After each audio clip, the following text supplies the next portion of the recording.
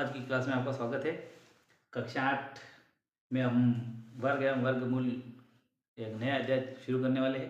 जो स्कूल की क्लास में मैंने 4 तक पाठ पढ़ा दिए, उसमें नई किताब के अंदर 5वां पाठ अपने पेंडिंग चल रहा है। तो उस पाठ को अपन शीतकालीन अवकाश में ऑनलाइन पढ़ने की कोशिश कर रहे हैं। तो पाठ नंबर 5 है आपका वर्ग एवं वर्गमूल। ठीक है, तो शुरू करने से पहले अपन वर्ग एवं वर्गमूल के बारे में समझ लेते हैं। कक्षा एक कक्षा 8 और अध्याय अध्याय 5वां है अपना। ठीक है, वर्ग एवं वर्गमूल। वर्ग एवं वर्गमूल। तो आज हम देखेंगे, सिर्फ अपन आज वर्ग के बारे में देखेंगे और अगली क्लास में अपन वर्गमूल के बारे में चर्चा करेंगे। तो आज अपन फिक्स वर्ग के बारे में देख लेते हैं। आप पिछली कक्षाओं में पढ़ ही चुके हैं कि वर्ग के बारे में।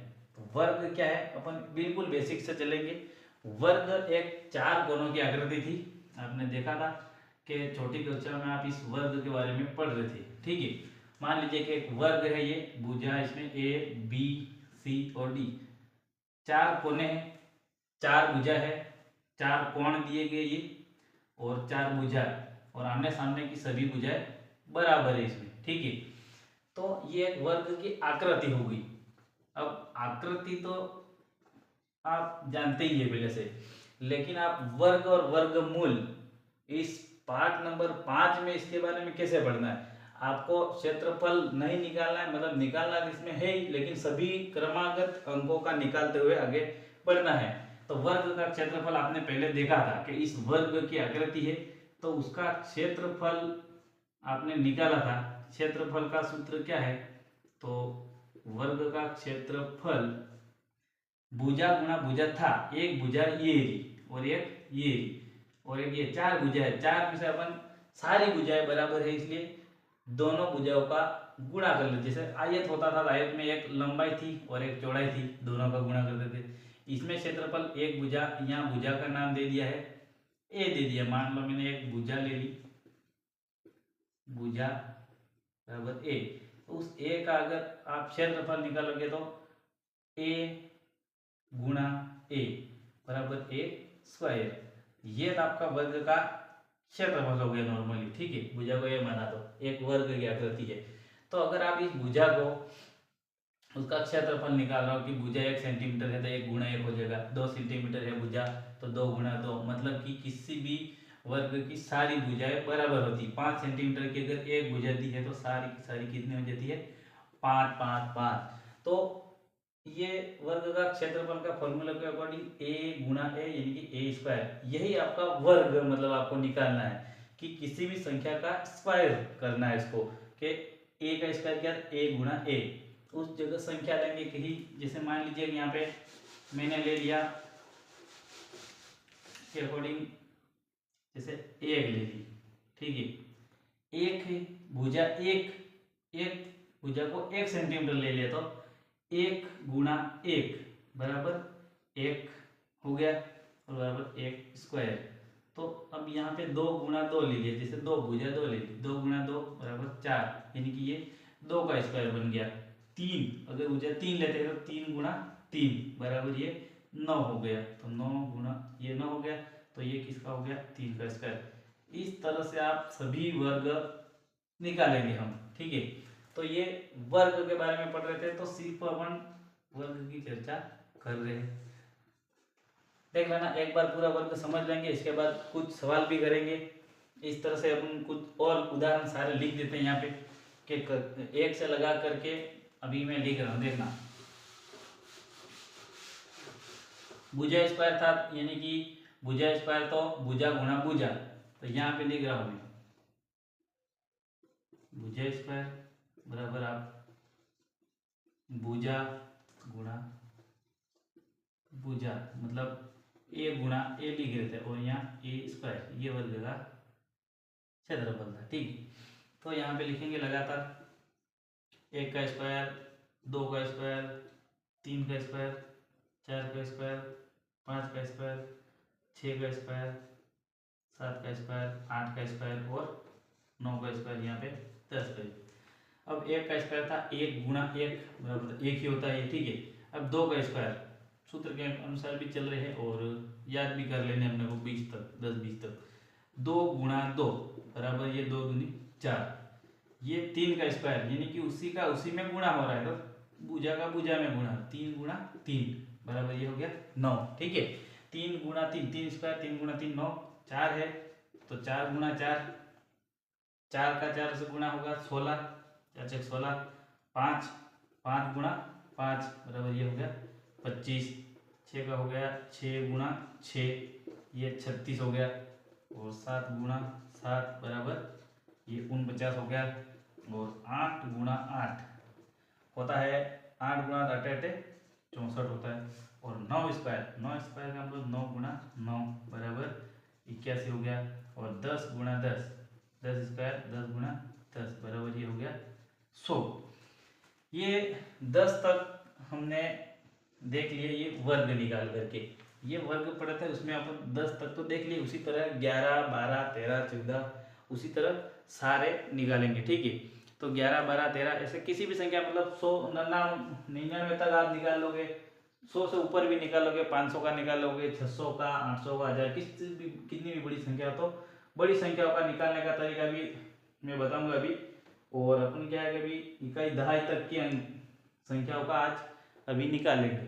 वैसे तो आप कितनी भी बड़ी संख्या का निकाल ले सकते हैं। देखिए जैसे ये एक बड़ा वर्ग मैंने ले लिया, मान लीजिए चारों भुजा बराबर है, एक कच्चा चित्र है, तो मान लीजिए यहाँ मैंने 225 लिख दिया, एक भुजा 225 होगी तो सारी भुजा 225 225 225 होगी, ठीक है। तो इसका मतलब तो ये हुआ कि भुजा गुणा भुजा था, एक भुजा, भुजा गुणा भुजा 225 सारी भुजा है तो 225 स्क्वायर, इसका मतलब 225 में आप 225 का गुणा कर दोगे तो इसका वर्ग निकल के आ जाएगा, ठीक है। तो किसी भी संख्या का आप वर्ग निकालो, इसको देखते हुए पता चल रहा है कि उसी संख्या का उसी में गुणा हो रहा है। स्क्वायर करने पर क्या हो रहा है, जैसे 6 का स्क्वायर ये हो रहा है 6 गुणा 6, 6 का पड़ा 6 बार प्लस 36 हो गया ये, ठीक है। तो उसी तरह सारे वर्ग निकाल सकते हैं। एक दूसरा तरीका मैं बता देता हूँ कि कम से कम दहाई तक के 10 से लग करके 99 तक की जो संख्या रहती है इसका वर्ग निकालना अभी मैं सर्वसमीकरण के माध्यम से निकालना भी बता दूंगा, ठीक है।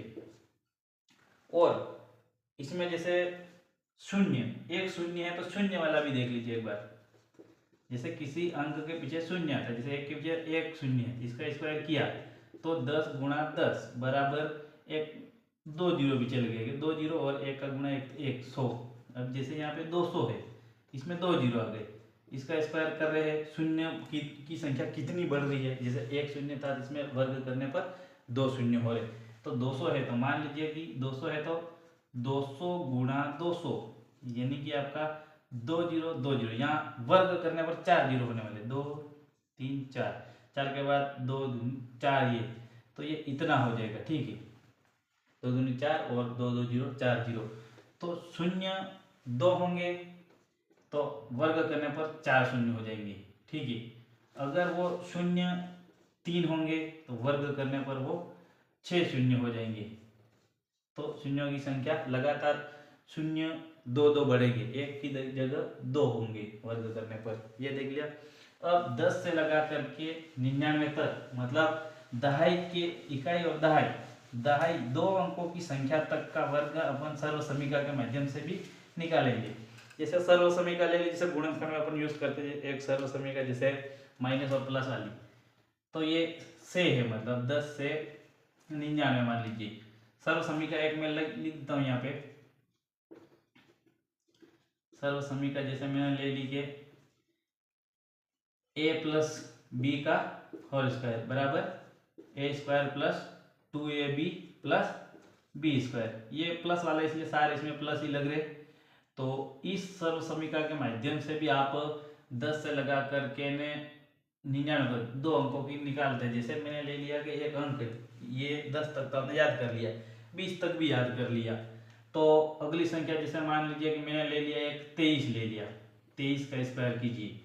एक ले लिया मैंने मान लीजिए अभी एक 23 ले लिया, एक ले लिया 45 ले लिया, एक 55 ले लिया। अब इन संख्याओं के वर्ग आप ज्ञात कीजिए, ठीक है। तो 23 का वर्ग ज्ञात करने के लिए 23 को आप दो टुकड़ों में पहले तो तोड़ दीजिए कि एक आधार मान लीजिए, इसमें 20 प्लस 3, ये 23 है, 20 प्लस 3 का स्क्वायर, तो इसका स्क्वायर आप सीधे 20 प्लस 3 का स्क्वायर कर लीजिए वर्ग निकालने के लिए। क्योंकि परीक्षा में 8वीं वालों के एक सवाल आएगा बोर्ड में कि निम्नलिखित संख्याओं के वर्ग ज्ञात कीजिए। एक दे दिया आपको मान लीजिए कि 85 दे दिया, और एक दे दिया 77, ऐसी संख्या देंगे आपको याद भी नहीं है, आपने याद करे बड़ी मुश्किल से 20-25 तक, तो ऐसी संख्या का आप गुणा करके, वैसे तो आप एक भुजा का भुजा से गुणा करोगे तो आ जाएगा, लेकिन सिर्फ गुणा करने पर उत्तर लाओगे, सिर्फ इसका वर्ग ये, तो आप एक विधि से करोगे और उसमें करोगे तो आप लिखित परीक्षा में एक विधि से करोगे, इसका प्रभाव पड़ेगा, ठीक है। बाकी तो आप कितनी भी बड़ी संख्या हो, गुणा करना अच्छे से आता है तो उसका उसी संख्या में गुणा करोगे तो उत्तर मिल जाएगा। वैसे तो 20 प्लस 3 का स्क्वायर, तो अब इसमें ये सर्व समीकरण लगाइए, ये ए और ये बी मान लीजिए, ठीक है। मैंने टुकड़े कर दिए। अब इस फॉर्मूले के अनुसार मैंने 20, ए मैंने माना है 20 और बी माना है 3, ठीक है। तो फॉर्मूला लगा रहा हूं मैं कि A square plus 2ab plus B square, A लिख दिया मैंने 20 का स्क्वायर प्लस 2ab गुणा ए वापस 20 ये वाला, और ए और बी हो गया आपका 3 प्लस फिर बी का स्क्वायर यानी कि 3 का स्क्वायर हो गया। अब आपको 10 तक, और 10 तक तो याद ही है, याद किए ही, तो 20 तक तो डायरेक्ट ये जीरो वाली संख्या आती है, मैंने बोला था इसलिए बताया था शून्य कितने होंगे, एक के डायरेक्ट डबल शून्य होते हैं, तो 20 है तो आपका डबल शून्य डायरेक्ट आ जाएगा, और 2 दूनी 2 का 2 में गुणा 4 हो गया, 400 हो गया 20 का वर्ग स्क्वायर है, तो प्लस प्लस इसके बाद इसका गुणा करना है कि 2 का गुणा 20 में किया, 2 और 20 तो 20 दूनी 40 हो गया, 40 में फिर 3 का गुणा करना है, यानी कि मैं डायरेक्ट एक एक करता हूँ, 2 दूनी 4, 40 गुणा 3, स्टेप बाय स्टेप कर रहे, ठीक है। 2 गुणा 20 40, फिर गुणा 3 मैंने 3 डायरेक्ट लिखा, और प्लस 3 का स्क्वायर है, मतलब प्लस 3 का स्क्वायर, 3 का आपने यहाँ पे नोट किया ही था, अगर 3 का स्क्वायर आपका आने वाला है 9, यानी कि आपका 10 तक तो आपको डायरेक्ट याद कर लेना इसमें, ठीक है। तो इसमें आ गया 3 का स्क्वायर आपका आ गया 9, ठीक है, 3 का 9 आ गया, और ये 2 गुणा 20 गुणा 3 ये आ गया। इसमें और एक बाकी है, जैसे 40 गुणा 3, तो 400 प्लस का प्लस 40 गुणा 3 करेंगे, 3 गुणा 0 0 और 3 चौक 12, 12 और प्लस 9। अब इन सब का जोड़ कर लेते हैं, जोड़ इकाई के अंक वाले एक साथ कर लेते हैं, मैं डायरेक्ट कर लेता हूँ 9 9 0 9 9, तो लास्ट में 9 आ गया, और इसका मतलब ये सेकेंड संख्या 2 2 और ये 0 है तो बस 2 ही रहेगा, ठीक है, और 1 और 4 5, तो 529 529 किसका आ गया, यानी कि आपके 23 मैंने लिया था, तो 23 का स्क्वायर हो गया आपका 529। इतना कठिन नहीं है, ये सर्व समीकरण में सिर्फ मान रखा है अपने 23 के 2 टुकड़े के, 20 प्लस 3 स्क्वायर होल स्क्वायर लगाया, और ए प्लस बी दोनों को माना था 20 और 3 को, और इसमें मान रख दिए और सोल्यूशन कर लिए, बोर्ड मार्क्स के नियम इसमें भी लगाने हैं, और सारे सोल्यूशन करने के बाद आपका 529 आ गया। अब ये सही है या गलत अपने को 23 का याद नहीं है, तो आप क्या करें, भुजा गुणा भुजा, भुजा गुणा भुजा करने पर क्या मिला था कि 23 गुणा 23, तो डायरेक्ट उत्तर आता है, तो चेक भी कर सकते हैं 23 गुणा 23 करके, यहाँ देख लेते हैं, ये 23 लिखा, ये 23 लिखा, 23 गुणा 23 करता हूँ मैं, ठीक है, तो 3 तिया 9 रह गया, और 3 दूनी 6, फिर 2 तिया 6, फिर 2 दूनी 4, इसको जोड़ लेते 9 6 6 12 के 2 सिलेक्ट, ये 4 में 1 5, ये 529 मिला, और ये भी 529। तो बड़ी संख्या जब 99 तक की आएगी, आपको नहीं आता है तो आपको बोर्ड परीक्षा में भी सवाल आता है, वर्ग ज्ञात कीजिए और वर्गमूल भी ज्ञात कीजिए, दोनों आते हैं, तो वर्ग ताड़वन पढ़ रहे हैं। और इसके बाद अध्याय 5 ये नई किताब है जो इस नई चल रही है, इसमें 5 अध्याय 5वें में ही है ये वर्ग वर्गमूल, और 5 इस ये पढ़ने के बाद अपन प्रश्नावली 5.1 5.2 अगली आगे करेंगे। तो 5.1 में आप वर्ग देख लीजिए, तो इस तरह सर्व समीकरण मान रख के भी ये बड़ी संख्याओं का निकाल सकते हैं, जितने याद होते हैं इतने डायरेक्ट यहाँ 9 10 तक मैंने लिख दिए, 20 तक भी लिख देंगे, तो ऐसे निकाल सकते हैं, ठीक है। और कुछ उदाहरण मैं बता देता हूँ आपको, जैसे कि सवाल प्रश्न वाली 5.1 शुरू करने से पहले उसमें यहाँ मैं बता देता हूँ।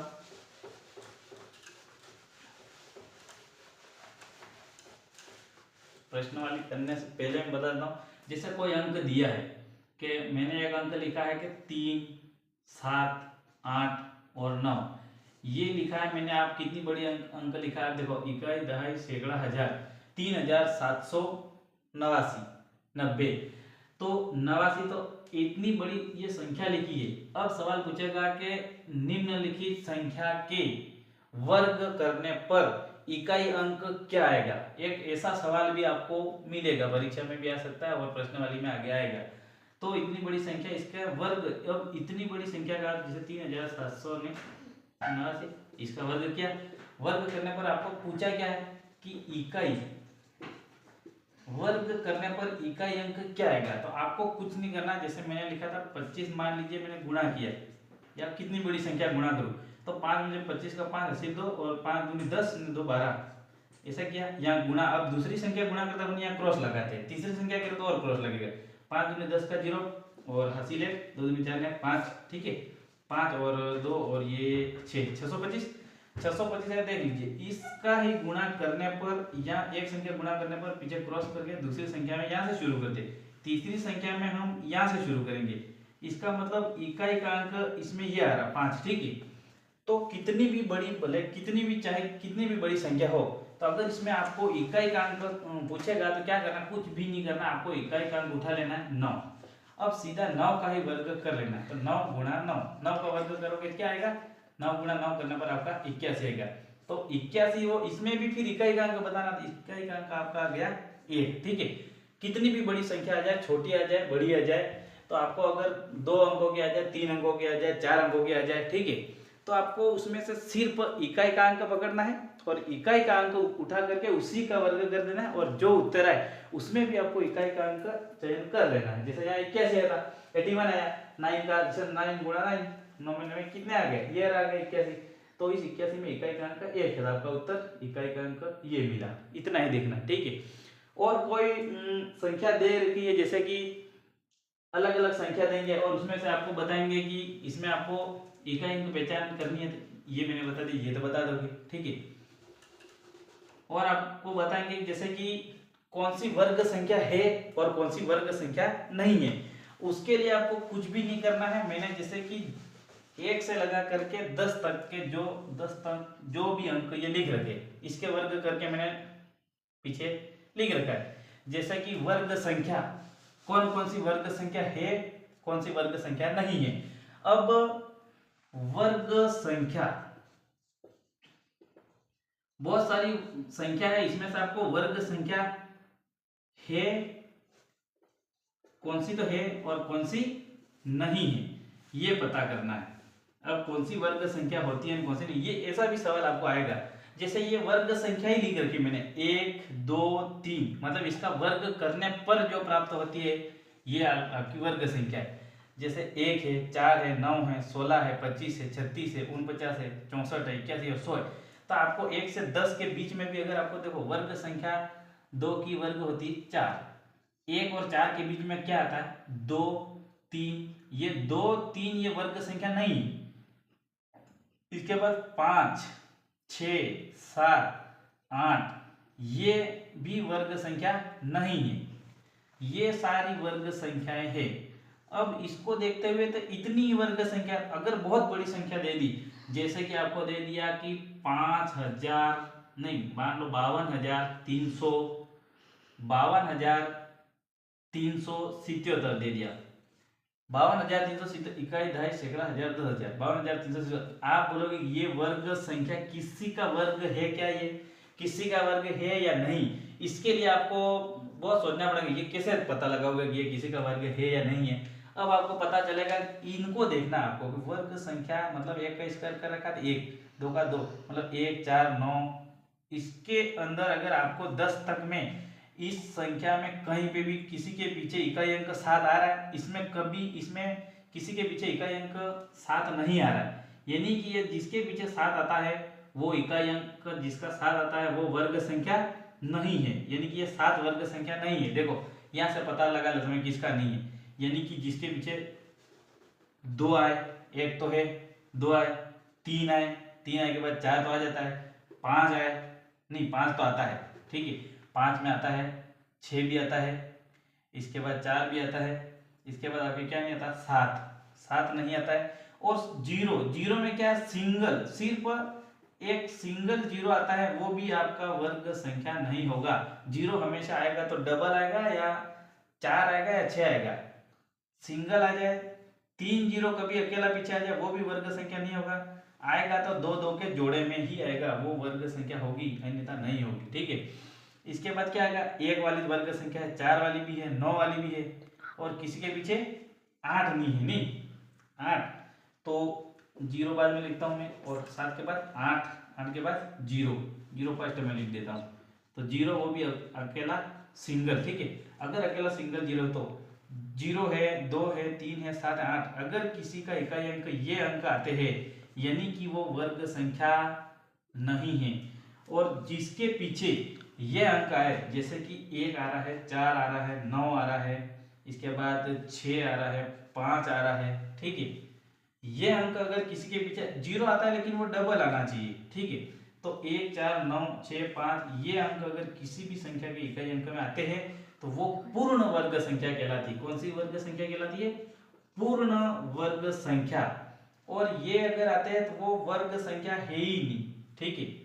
तो वर्ग के बारे में आप आज इतना पढ़ लिए, वर्ग इस विधि से भी निकालना जान गए। वर्ग का ये भुजा तो स्क्वायर, तो ये भुजा स्क्वायर, भुजा गुणा भुजा, उससे भी आप कर सकते हो, ठीक है। तो कल अपन पढ़ेंगे कि प्रश्नावली 5.1 के सारे सवाल, इसके बाद वर्गमूल अगला आएगा, जो भी सवाल उसमें आएंगे वो करेंगे, ठीक है। तो ये आज प्रश्नावली शुरू करने से पहले वर्ग पढ़ लिया। आज की क्लास को यहीं समाप्त करते हैं। बहुत बहुत धन्यवाद। जय हिंद, जय भारत।